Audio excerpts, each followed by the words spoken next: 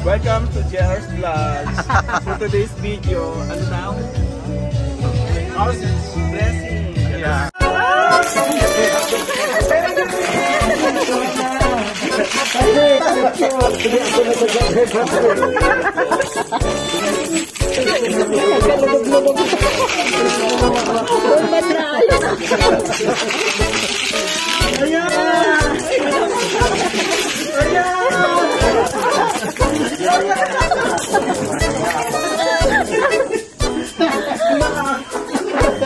Thank you very much.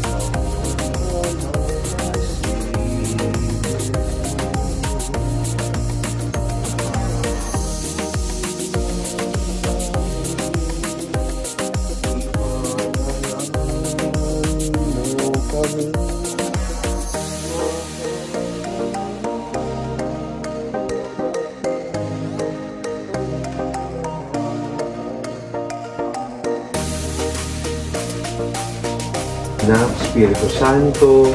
Amen. Maghari nawa ang kapayapaan sa tahanan ito at sa mga naninirahan dito. Mga kapatid, halina't makinig sa banal na salita ng Diyos nang makinta sa ating puso at diwa ang aral na gabay ng mag-anak sa kanilang buhay. Ang mabuting balita ng Panginoon ayon kay San Lucas. Pumasok si Jesus sa Jericho at naglakad sa kabayanan. Dooy may isang mayamang puno ng mga publikano na nagngangalang Zaccheo. At pinagsikapan niyang makita si Jesus upang makilala kung sino ito. Ngunit siya'y napakapanda. At dahil sa dami ng tao, hindi niya makita si Jesus. Kaya't patakbo siyang nagpauna at umakyat sa isang puno ng sikamoro upang makita si Jesus na magdaraan doon. Pagdating ni Jesus sa dakong iyon, siya'y tumingala at sinabi sa kanya, Zaccheo, bumaba ka kagad sapagkat kailangan kong tumuloy ngayon sa bahay mo. Nagmadali siyang bumaba at tuwang-tuwang tinanggap si Jesus. Lahat ng nakakita nito ay nagbulong-bulungan. Nakikituloy siya sa isang makasalanan, wika nila. Tumayo si Zaccheo at sinabi, Panginoon, ibibigay ko po sa mga dukha ang kalahati ng aking ari-arian. At kung ako ay may nadayang sino man, 4 na ibayo ang isasauli ko sa kanya. At sinabi sa kanya ni Jesus, ang kaligtas ay dumating ngayon sa sambayhayang ito. Lipirin ni Abraham ang taong ito, sapagkat naparito ang anak ng tao upang hanapin at iligtas ang naligaw. Ang mabuting balita ng Panginoon. Pinupuri ka namin, Panginoong Jesucristo.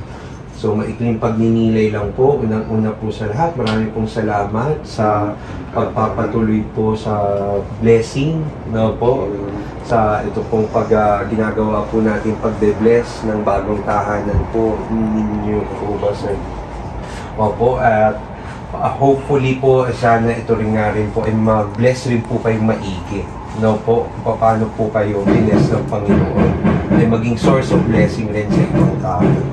Narinig po natin doon sa ating pagbasa si Zaccheo po kung saan nais niyang makita si Jesus. Meron siyang eagerness na makita si Jesus. Kaya dun pa lang sa wala pang tao, tumakbo na siya para umakyat ng puno, makikita siya. Makikita niya si Jesus. Kung makikita po natin, tayo po umakyat po tayo ng 30 floor, no? At hopefully, gano'n rin po yung eagerness natin para makita ang Panginoon. Para katagpuin ng Diyos sa pagbabasbas po na ito na ating pong gaganapin. Kaya nga naman po, yung po, sana po maganda rin pong pagnilayan po dyan. Si Zaccheo po, no, ay nakita si Jesus dahil sa isang puno ng sikamoro. Sino po kaya yung mga puno ng sikamoro sa buhay natin na tumulong sa atin para makita ang Panginoon? Sino po yung mga tumulong sa atin para magkaroon tayo ng maalwan na buhay, mahal sa buhay, kaibigan, pinagkakautangan ng loob? At maganda rin pong tanawin po natin na hindi lang po ito dahil sa kanilang kabutiang loob sa atin, kundi kabutiang loob ng Diyos para sa atin.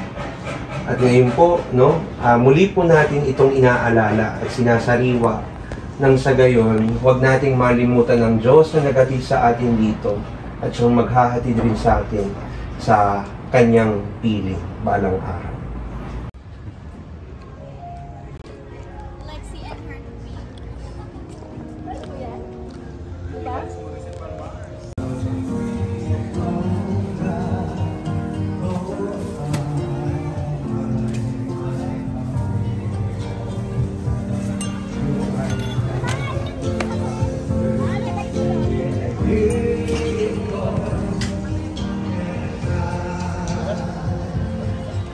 So ayun na nga guys, nakakatuwa. Pati ba naman si Father tumulong na sa pag-sit up ng tables. Kasi nga naman guys, na late yung catering. Dahil nga ang daming passengers sa elevator. Kaya ito tulong-tulong kami sa pag-sit up. Hindi naman ako nagalit dahil naintindihan ko naman. Ganun talaga ang buhay, walang perfect. May mga nagkakamali pero kailangan nating intindihin at patawarin. Ganun ang buhay. Kaya ito tulong-tulong at masaya ang lahat.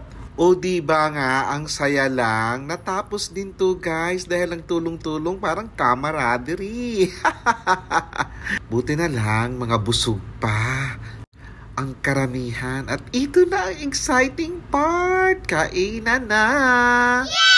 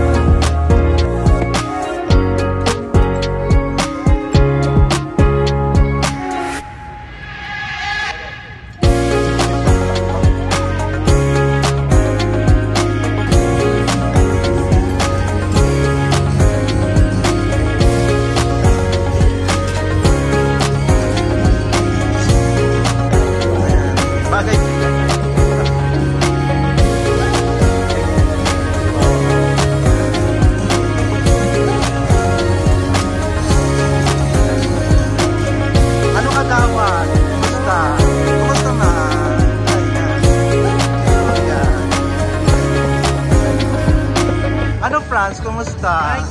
Kumusta Benjamin?